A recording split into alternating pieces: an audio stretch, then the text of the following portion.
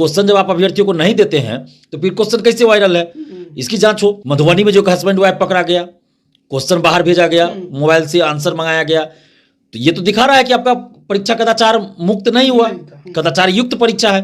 KS Dwivedi और SK Singhal, इन दोनों को तो पद से हटाया जाना चाहिए। अच्छा, दोनों को पद से हटाना, इन दोनों के रहते कोई भी बहाली सही से नहीं हो सकती है। आयोग तो चोर है, भ्रष्ट है। चोर आदमी खुद अपने चोरी की जांच कैसे करेगा या करवाएगा? मैं तो बार बार कह रहा हूं कि बीपीएसएससी खुद भ्रष्टाचार में संलिप्त है। तो बिल्ली से दूध की रखवाली नहीं होती है। हम 2020 में भी ये बात बोलते थे आंदोलन के समय, उस समय भी पेपर लीक हुआ था। सीबीआई जांच के लिए बहुत बार आंदोलन पटना में हम लोग किए थे। 4-4 लड़का मोबाइल दिया था, लेकिन फिर भी कोई जांच नहीं हुआ, ना कुछ हुआ। उस समय भी सिपाही दरोगा बहाली में दोनों के चेयरमैन वैसे ही हैं, और इस पर सरकार भी चुप्पी साध लेती है। इसका मतलब सरकार का संरक्षण है। उनको चेयरमैन तो सरकार ने ही बनाया ना। जब सीएसबीसी के चेयरमैन थे केएस द्विवेदी जी, उस समय भी उन पे आरोप लगे थे। उसके बाद उनको यहां बना दिया गया। सिपाही भर्ती पे क्या हुआ? पेपर लीक पे किसको बचा रही है नीतीश सरकार? केएस सिंघल से, एसके सिंघल से क्यों नहीं पूछताछ हुई? एसके सिंघल को क्यों नहीं पद से हटाया गया? जैमर के नाम पे सीएसबीसी और बीपीएसएससी के द्वारा क्या खेल खेला जा रहा है, इसकी जांच होनी चाहिए।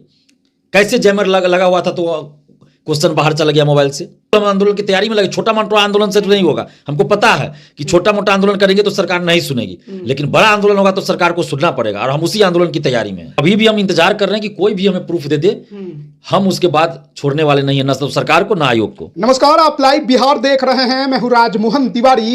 बीते रविवार को बीपीएसएससी ने 1275 पदों के लिए दरोगा भर्ती की परीक्षा कराई थी, लेकिन उसके बाद से सोशल मीडिया पर जब प्रश्न पत्र घूमने लगे तो कई तरह के सवाल अभ्यर्थियों ने खड़ा किया, लेकिन अब तक आयोग की तरफ से कोई स्पष्टीकरण नहीं दिया गया है। परीक्षा रद्द होगी, नहीं होगी, और जो प्रश्न पत्र घूम रहे हैं वो कहां से आए, किसने उसे वायरल किया, ऐसे में पेपर लीक है या नहीं है, यह भी अभी संदेह के घेरे में है। और अभ्यर्थी जवाब चाहते हैं, लेकिन आयोग ने चुप्पी साध ली है। चेयरमैन केएस द्विवेदी मुंह छुपाकर भाग जाते हैं जब रिपोर्टर उनसे यह सवाल करने के लिए उनके कार्यालय पहुंचते हैं। ऐसे में आगे अभ्यर्थियों का क्या होगा, चिंता काफी ज्यादा है। इसी पर बात करेंगे। हमारे साथ छात्र नेता दिलीप हैं। क्या होगा? अभ्यर्थी तो टेंशन में है, लेकिन आयोग का स्पष्टीकरण अब तक नहीं आया। देखिए, बड़े दुख की बात है। और बीपीएसएससी, बिहार पुलिस अवर सेवा आयोग में हमेशा से ये होते आ रहा है। 2016 में गठन हुआ है, 17 से काम करना शुरू किया, तब से तो हर परीक्षा का पेपर लीक हो ही रहा है। और सीएसबीसी का भी पेपर लीक होते रहा है। और उसी के चेयरमैन थे पहले केएस द्विवेदी जी, अब उनको बना दिया गया बीपीएसएससी का चेयरमैन। तो एक ही व्यक्ति जब दूसरे संस्थान में है, वहाँ भी पेपर लीक हो रहा है, वही व्यक्ति फिर इसमें आ गए, तो अंतर कहाँ कुछ हुआ? तो व्यक्ति पर भी सवाल उठता है कि जब वो व्यक्ति उस तरह की घटना में पहले भी कुछ नहीं कर पाए, अभी क्या कर पाएंगे? सीएसबीसी के जब चेयरमैन थे केएस द्विवेदी, क्या कोई पेपर लीक हुआ था? उन्हीं के समय में तो 2 या 3 सिपाही बहाली हुआ। 2 या 3 सिपाही बहाली जो इससे पहले हुआ है, 84 से 15 और एक और बहाली, तो उसमें तो पेपर लीक हुआ ही था, आंसर वायरल था पूरा। माना नहीं गया। तो इस बार भी वही हो रहा है, माना नहीं जा रहा है। तो अभ्यर्थियों से भी हम अपील करते हैं कि आप छुपाइए नहीं, लाइए, क्योंकि ये जो आयोग है और ये जो चेयरमैन है, जब तक मीडिया के सामने इनको नहीं आईना दिखाएंगे सबूत के साथ, तब तक ये लोग मानेंगे नहीं। और ये तो वो उसके बाद भी ये नहीं मानेंगे हो सकता है, लेकिन अगर मीडिया के सामने हम प्रूफ दिखा देंगे तो सरकार को मानना पड़ेगा, मीडिया का दबाव होगा। और जब हम दिखाएंगे, चलाएंगे कि भाई देखिए प्रूफ है हमारे पास, एग्जाम से पहले एग्जाम के बीच का, तो मानना ही पड़ेगा सबको। लेकिन अभी हमारे पास वैसा नहीं है, कोई दे नहीं रहे हैं, डर से नहीं दे रहे हैं अभ्यर्थी। भाई जिसके पास आया वो डर से नहीं दे रहा है कि भाई हम देंगे तो हम फंस जाएंगे। अच्छा। जो पैसा देके क्वेश्चन लिया या आंसर लिया वो कैसे देगा? वो तो खुद अपना सेटिंग करा रहा है, जो जाहिर सी बात है, तो वो तो देगा नहीं। लेकिन फिर भी हम अपील करते हैं, जिनके पास है आप दीजिए, आप डरिए नहीं। आपका नाम कहीं नहीं आएगा, आपका मोबाइल भी कहीं नहीं जाएगा, बस आप हमें दिखाइए, ताकि हम लोग उस सबूत के आधार पे आगे लड़ सके सरकार से, आयोग से, और पेपर लीक की जांच और परीक्षा रद्द करने के लिए हम लोग लड़ाई लड़ सके। दिलीप, एक चीज यहाँ समझनी जरूरत है, क्योंकि 17 दिसंबर को परीक्षा संपन्न हुई और लगभग 5 दिन बीत गए हैं, और अब तक वैसा कोई ठोस सबूत आप लोगों के हाथ नहीं लगा है, तो क्या माना जाए कि केवल पेपर लीक की जो खबर है वो अफवाह है? नहीं, अफवाह तो नहीं इसको कह सकते हैं, क्योंकि क्वेश्चन बाहर नहीं लाना है, क्वेश्चन जमा हो जाता है। तो फिर क्वेश्चन सोशल साइट पे कहाँ से वायरल है? पहला तो यही चीज उठता है, इसकी जांच क्यों नहीं करा रही है आयोग? सरकार क्यों नहीं जांच करवा रही है कि क्वेश्चन जब आप अभ्यर्थियों को नहीं देते हैं तो फिर क्वेश्चन कैसे वायरल है? इसकी जांच हो। परीक्षा के बाद ये क्वेश्चन बाहर आया, या परीक्षा के बीच में, या परीक्षा से पहले। मधुबनी में जो हस्बैंड वाइफ पकड़ा गया, क्वेश्चन बाहर भेजा गया, मोबाइल से आंसर मंगाया गया, तो ये तो दिखा रहा है कि आपका परीक्षा कदाचार मुक्त नहीं हुआ, कदाचार युक्त परीक्षा है। उसके बाद 3-4 सॉल्वर गैंग पकड़े गए हैं लखीसराय से, उनके पास भी शायद आंसर मिला है, चीट पुर्जा मिला है। तो ये तो देखा जाए कि वो आंसर परीक्षा में पूछे गए प्रश्नों के हैं या नहीं है। अगर परीक्षा में पूछे गए प्रश्नों के उत्तर है वो, तो फिर सिपाही भर्ती की तरह ये परीक्षा भी रद्द होनी चाहिए, क्योंकि सिपाही भर्ती में भी ऐसे ही बहुत सारे जिला में पकड़े गए थे जिनके पास आंसर था और वही मिल गया जो परीक्षा में पूछे गए प्रश्नों के उत्तर थे। तो इस बात का जवाब क्यों नहीं दिया जा रहा है कि लखीसराय में जो सॉल्वर गैंग पकड़े गए उनके पास जो चीट पुर्जा मिला, तो वो आंसर क्या परीक्षा में पूछे गए प्रश्नों के उत्तर से मैच कर रहे हैं या नहीं कर रहे हैं? तो इस पे तो जवाब देना चाहिए आयोग को और सरकार को। बीपीएसएससी की चुप्पी ने और ज्यादा अभ्यर्थियों की चिंता बढ़ा दी है। बिल्कुल चिंता बढ़ा दी है और अभ्यर्थी परेशान है। बीपीएसएससी को और बिहार सरकार को इस पे एक स्पष्ट रुख अपनाना चाहिए, बताना चाहिए कि वो क्या कर रही है, नहीं कर रही है, ये बताना चाहिए और जांच करवाना चाहिए। लेकिन ये चुप्पी साध ले कि मामला ठंडा जाए धीरे धीरे, और इसी फिराक में लगे हुए हैं। और के.एस. द्विवेदी और एस.के. सिंघल, इन दोनों को तो पद से हटाया जाना चाहिए। अच्छा, दोनों को पद से हटाना, इन दोनों के रहते कोई भी बहाली सही से नहीं हो सकती है, क्योंकि इनका रिकॉर्ड अच्छा नहीं है पहले का। तो कैसे उम्मीद करें कि भाई ये अच्छा से काम करेंगे? पेपर लीक हुआ, पेपर लीक नहीं भी होता तो भी धांधली सेटिंग अंदर से होता है, और आगे भी होगा, आगे भी होगा। जैसा इनका रिकॉर्ड रहा है इन लोगों का, तो आगे भी धांधली सेटिंग होगा। कभी ओएमआर सीट अंदर से रंग दिया जाता है, तो कभी कुछ इस तरह से घटना होती रहती है। तो इन लोगों को हटाया जाना चाहिए पद से हटाया जाना चाहिए दोनों को। किसी अच्छे व्यक्ति को इसकी जिम्मेवारी देनी चाहिए, चेयरमैन की जिम्मेवारी। और जैमर के नाम पे सीएसबीसी और बीपीएसएससी के द्वारा क्या खेल खेला जा रहा है, इसकी जांच होनी चाहिए। कैसे जैमर लगा हुआ था तो क्वेश्चन बाहर चला गया मोबाइल से? इसका मतलब आप जैमर नहीं लगाए थे, बल्कि जैमर लगाने के नाम पे आप करोड़ों का पैसा की उगाही कर रहे हैं, भ्रष्टाचार कर रहे हैं। सिपाही बहाली में भी यही हाल था, दरोगा बहाली परीक्षा में भी यही हाल है। यानी कि जैमर के नाम पे खेल खेला जा रहा है, भ्रष्टाचार किया जा रहा है। इसकी जांच होनी चाहिए। ये करोड़ों रुपए की उगाही हो रही है जैमर लगाने और व्यवस्था के नाम पर। सरकार क्यों नहीं जांच करवा रही है? इसका मतलब है कि सबको हिस्सा मिलता है क्या? जांच करवाए सरकार, हम मांग कर रहे हैं। ये लाखों अभ्यर्थियों के हित से जुड़ा मामला है, बिहार के लाखों युवाओं के भविष्य से जुड़ा मामला है, और इस पे चुप्पी साधे हुई है सरकार। सभी पॉलिटिकल पार्टियां चुप है, सभी नेता चुप है।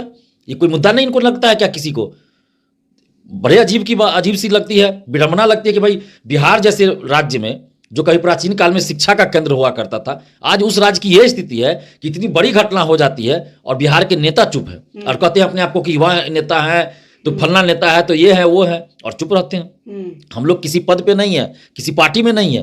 बीपीएससी परीक्षार्थी रहे हैं, लड़ते लड़ते छात्र नेता बन गए, फिर भी हम लोग इतना लड़ रहे हैं। लेकिन जो पार्टी चला रहे हैं, जो चुनाव लड़ रहे हैं, जो पद धारण किए, सांसद है, विधायक है, मंत्री है, पक्ष के नेता हो या विपक्ष के नेता, वो लोग कहाँ गायब हो जाते हैं? क्यों नहीं बोलते हैं? यही विडंबना है बिहार की। बीपीएसएससी अगर इसी तरह चुप्पी बनाए रहे, कुछ ना बोले, पारदर्शिता की भी आप लोग मांग करते हैं, उस पर भी उसका ध्यान बिल्कुल नहीं है, ऐसे में आप लोग का अगला स्टैंड क्या होने वाला है? देखिए, हम तो मांग कर रहे हैं सरकार से, सरकार नहीं मान रही है इस बात को, न बीपीएसएससी मान रही है, न सीएसबीसी मान रही है। तो अब तो बिहार के युवाओं को सोचना पड़ेगा कि आपके साथ इतना अन्याय क्यों हो रहा है? क्यों नहीं कार्बन कॉपी और क्वेश्चन बुकलेट परीक्षा समाप्ति बाद आपको दिया जा रहा है? क्यों नहीं आंसर की बताया जा रहा है? क्यों नहीं आपका मार्क्स बताया जाता है? यानी कि धांधली सेटिंग हो रही है। तो अब बिहार के युवाओं को सोचना होगा कि कब तक इस चीज को आप बर्दाश्त कीजिएगा। एक बार अगर एकजुट होकर सड़क पर उतर जाएंगे तो कोई भी सरकार हो, कोई भी आयोग हो, ये अन्याय नहीं कर पाएंगे स्टूडेंट्स के साथ। लेकिन स्टूडेंट्स में भी गलती है, मैं इस चीज को कह रहा हूं ऑन कैमरा, क्योंकि हम आंदोलन 10 साल से करें, हम जानते हैं। बीएसएससी सीजीएल 3 में 9 लाख स्टूडेंट से जब आंदोलन किए तो 4-5 हजार आए, 5-6 हजार से ज्यादा नहीं था। हम कैमरा पे अपना बड़ाई करने के लिए नहीं बोल देंगे कि 50 हजार आ गए थे, नहीं, 6 हजार स्टूडेंट्स होंगे, उससे ज्यादा नहीं थे। अब बताइए 9 लाख में से 9 हजार भी नहीं आ सकते हैं, तो जितना हम लड़ रहे हैं उस स्टूडेंट्स अगर 1% भी हमारा साथ दे दें तो कोई भी सरकार हिम्मत नहीं होगी कि वो गड़बड़ी कर पाए। आज बीपीएससी सुधर गया ना, एक दिन के आंदोलन से सुधर गया बीपीएससी। उसी तरह का आंदोलन की जरूरत है, लेकिन यहाँ अभ्यर्थी घर बैठे रहते हैं। दिक्कत यह है अभ्यर्थी को आना पड़ा। हाँ, बहुत अभ्यर्थी आते हैं जो 6,000-7,000 आए अभ्यर्थी आंदोलन में, उनको धन्यवाद देते हैं, हम दिल से धन्यवाद देते हैं। ऐसे हजारों स्टूडेंट्स हैं जो हमारे हर आंदोलन में आते हैं सिर्फ इसलिए कि दिलीप जी आंदोलन कर रहे हैं, इनका मुद्दा अच्छा है, चलो हम साथ देते हैं, तो उनको हम धन्यवाद देते हैं।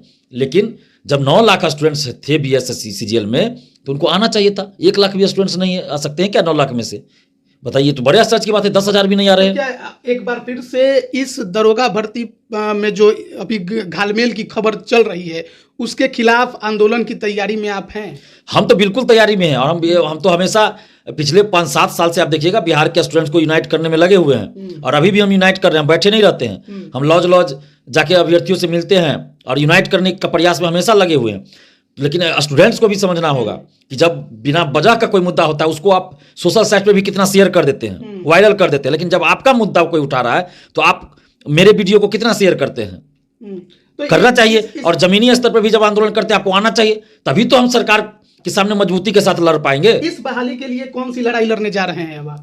इस बहाली के लिए अभी हम मांग कर रहे हैं सरकार से और आयोग से कि पारदर्शिता लाइए और जांच कराइए, और अगर ऐसा नहीं होता है तो हम अभ्यर्थियों से अभी मिल रहे हैं, आंदोलन भी हम कर सकते हैं, लेकिन अभ्यर्थियों का साथ हमें चाहिए, क्योंकि जब तक अभ्यर्थी साथ, हम तो कोई राजनीतिक पार्टी नहीं चला रहे हैं ना कि कार्यकर्ता लेके आंदोलन करेंगे, तो अभ्यर्थियों का भी हमें साथ चाहिए।